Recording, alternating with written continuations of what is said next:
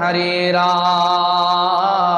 আল্লাহ পাক রব্বুল আলামিন বলছেন লা ইয়ারাউনা ফিহা শামসাও ওয়ালা জামহারিরা, সেখানে তারা সূর্যের তাপও পৌঁছাতে পারবে না, তাদের কাছে সূর্যের তাপ পর্যন্ত পৌঁছাতে পারবে না।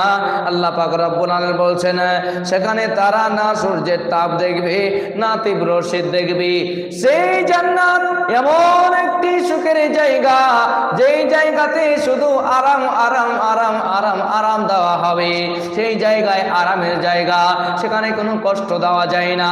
পৃথিবীর মধ্যে যদি রৌদ্র তাপমাত্রা 40 ডিগ্রির ওপরে হয়ে যায়, তাহলে যেন মানব জাতি এই দুনিয়ার বুকে চলাচল করতে অবাধ্য হয়ে যায়।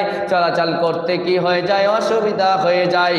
আল্লাহ পাক রব্বুল আলামিন বলছেন এমন রৌদ্র তাপমাত্রা আমি আল্লাহ পাক রব্বুল আলামিন জান্নাতের বুকে দেব না, এবং এমন শীত দেব না যেই শীত দুনিয়া